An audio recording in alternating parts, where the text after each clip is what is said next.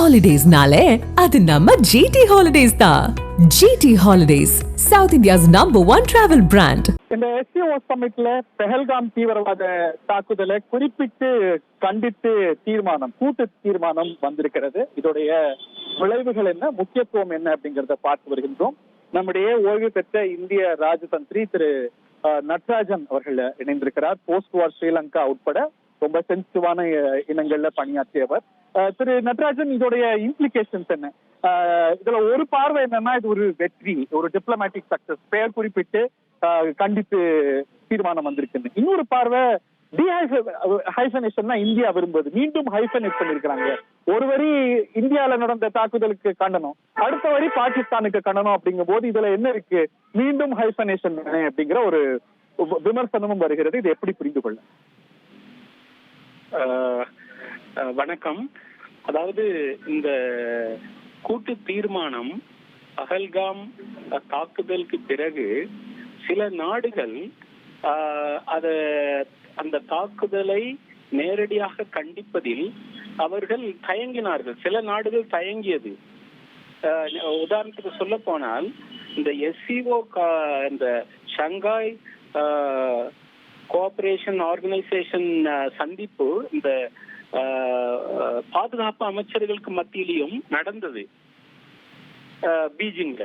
அப்ப நம்மளுடைய defence minister Rajnath Singh அவர்கள் போயிருக்கும் பொழுது அப்பொழுது இந்த கண்டனம் தெரிவிக்கப்படவில்லை.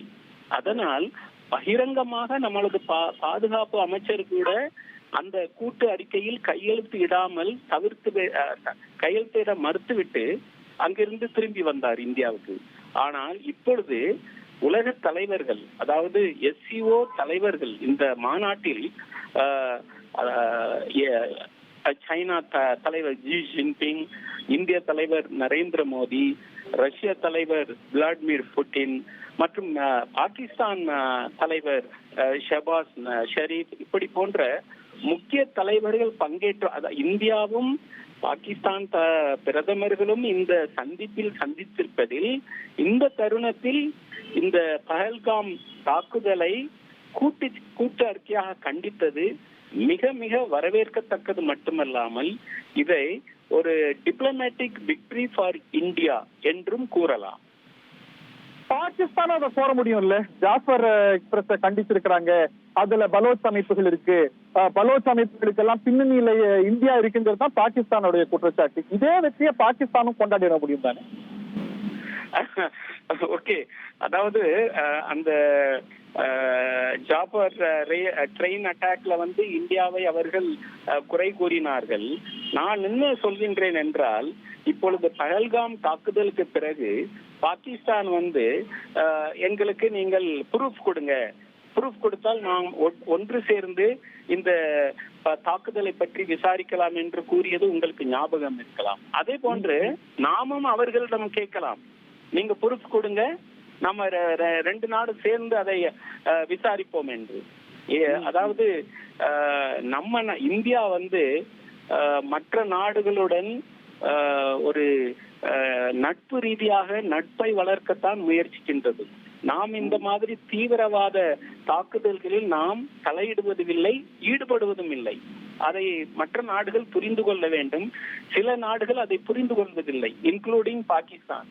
பாகிஸ்தான் என்ன நடந்தாலும் அவர்கள் இப்பொழுது அங்கே என்ன சொல்றது, சிந்து பலுச் பிரதேசத்துல அங்க என்ன நடந்தாலும் சரி, இந்தியாவை தான் அவர்கள் குறை கூறுகின்றார்கள்.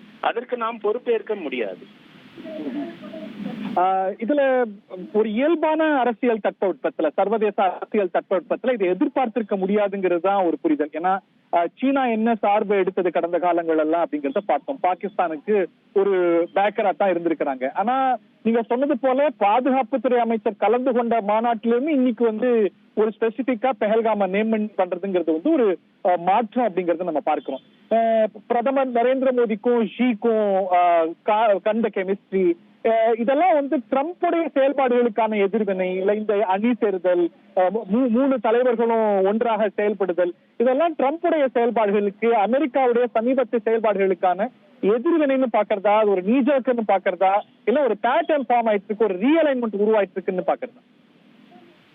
இது வந்து நம்ம இந்த பஹல்காம் தாக்குதலை பொறுத்த வரைக்கும் நாம் டொனால்ட் ட்ரம்பை வந்து உள்ள இழுக்க வேண்டாம். அவர்னால இந்த பிரகடனம் கொண்டு வரப்பட்டிருக்கிறது என்று நாம் கூற வேண்டாம். இது நம்மளுடைய ராஜதந்திரி வெற்றி என்று கூறுவோம். ஓகே, அது ஒண்ணு. சொல்லுங்க. ரெண்டாவது இப்பொழுது முக்கியமாக பாரத பிரதமர் மோடி அப்புறம் பாகிஸ்தான் பிரதமர் ஷெரீப் அவர்கள் அங்கு இருக்கிற சமயத்துல இந்த மாதிரி ஒரு கூட்டு அறிக்கை விட்டது நமக்கு நிச்சயமாக அது வெற்றி மட்டுமல்லாமல் இந்த நாடுகள், அதாவது SCO உறுப்பு நாடுகள் இதை கண்டிக்கின்றது, ஒட்டுமொத்தமாக கண்டிக்கின்றது என்பதை பாகிஸ்தான் தலைவர்கள் இதை உணர வேண்டும், உணர்ந்து கொள்ள வேண்டும். இந்த ஹெட் ஆஃப் கவர்மெண்ட் லெவல்ல நம்ம வந்து SCO மாநாடுகள்ல கலந்து கொள்ளாத தருணங்களும் உண்டு. ஆனால் இப்போ இருக்கக்கூடிய அரசியல் தட்பவெப்பத்துல ரஷ்ய அதிபர், இந்திய பிரதமர் இவங்கெல்லாம் சந்திப்பது இல்ல அணுகுவது அப்படிங்கிறது வந்து சர்வதேச வல்லுநர்களால உற்று கவனிக்கப்படுது. இது ஒரு ரீஅலைன்மெண்ட் இல்ல ஒரு response to America's recent aggressive ஸ்டெப்ஸ்னு பாக்குறதா? நிச்சயமாக அப்படியும் பார்க்க வேண்டும். இந்தியாவை பொறுத்த வரைக்கும், அதாவது இந்த ட்ரம்ப் வந்து இந்த டேரிஃப் வார், நீங்கள் இதற்கு முன்னால் நாம் இந்த நேர்காணல் சந்திக்கும் பொழுது கூட நான் கூறினேன், இந்த சீஸ்ஃபயர் இருக்கு இல்லையா, அது ஒரு முக்கியத்துவமாக கருதப்படுகின்றது. ஏனென்றால் நாம் வந்து ட்ரம்ப் தலையீட்டினால் நாம் போரை நிறுத்தினோம் என்று அவர் திரும்ப கூறுவது ஒரு இந்தியாவை பொறுத்த வரைக்கும் அது ஒரு எரிச்சலை தான் ஊட்டினது. அது மட்டுமல்லாமல் நீங்கள் சமீபத்தில் கேட்டிருக்கலாம் நீங்களும், ட்ரம்ப் வந்து எங்க இன்டர்வியூ கொடுத்தாலும் அவர் வந்து ஒரு நாளைக்கு 5 jet was down by Pakistan, அப்புறம் நம்பர் 6 மாத்தினாரு, அப்புறம் 7 இப்போ வந்து 7 ஜெட் டவுன் அப்படின்னு சொல்ல, இப்படி நம்பரை கூட அவர் மாத்தி சொல்றதெல்லாம் ஒரு பெரிய தலைவருக்கு, ஒரு பொறுப்பான தலைவர் இப்படி கூறலாமா? அதுவும் சர்வதேச மட்டத்தில் இப்படி கூறுவது நிச்சயமாக கண்டிக்கப்படக்கூடியது. நாம இந்தியா வந்து அரசியல் ரீதியாக, அலுவலக ரீதியாக நாம் இதை கண்டித்து கூற வேண்டும் அமெரிக்காவுக்கு. அதனால இந்த ட்ரம்புக்கு எதிராக முக்கியமாக இந்த 3 தலைவர்கள், Xi Jinping, prime minister Modi, அப்புறம் விளாடிமிர் புட்டின், இவர்கள் 3 பேரும் அந்த ஏற்கனவே RIC, ரஷ்யா, இந்தியா, சைனா என்ற ஒரு குரூப் இருக்கின்றது. அந்த குரூப் வந்து திரும்ப அதை அவர்கள் I think they will revive, and soon there is a possibility for them to the troika. There is a possibility for these 3 leaders to meet and take the steps further. Holidays nale adu namma GT Holidays da. GT Holidays, South India's #1 travel brand.